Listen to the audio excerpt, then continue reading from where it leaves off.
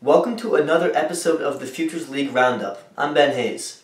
Martha's Vineyard play host to the only game of the night for the second day in a row as the Sharks and Mavericks battled it out at Vineyard Baseball Park. Let's get to the action.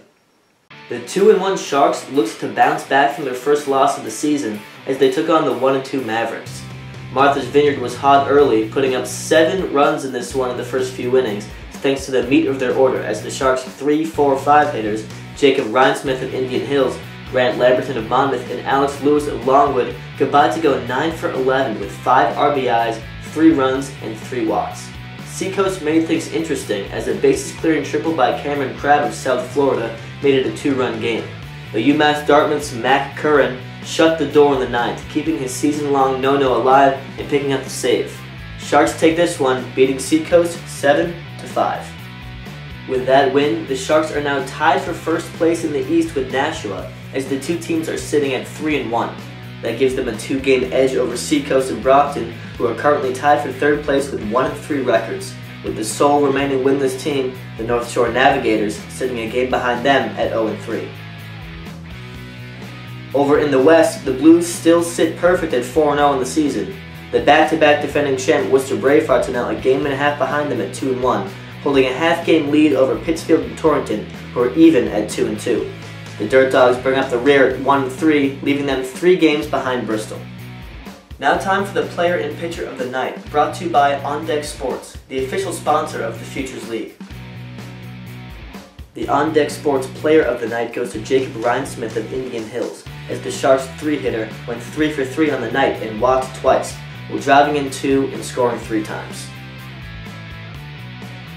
The On Deck Sports pitcher of the night goes to Jimmy Fitzgerald, as he picked up the win for the Sharks in relief, allowing 3 hits and striking out 2 in his 2 innings of shutout pitching.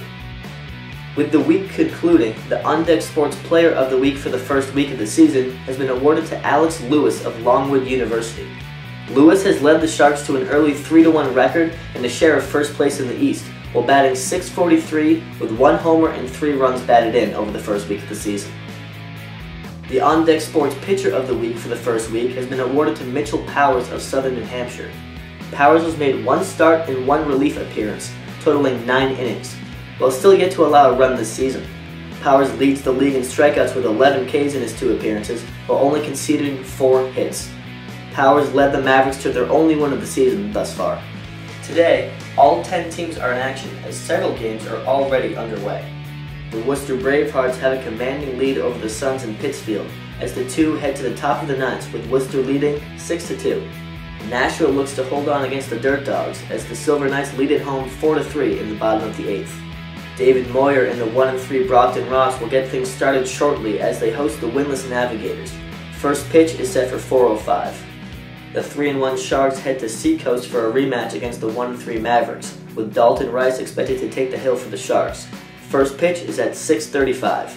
The final game of the night has John Mormel of Hartford towing the rubber for the undefeated Bristol Blues as they head to Torrington to take on the Titans in the Battle of Connecticut. First pitch will be at 7. Thanks for tuning in to today's episode of the Futures League Roundup. Come out to the ballpark closest to you to enjoy the Futures League in person, and be sure to follow us on Twitter, Instagram, and Facebook. Until next time, I'm Ben Hayes. See you tomorrow.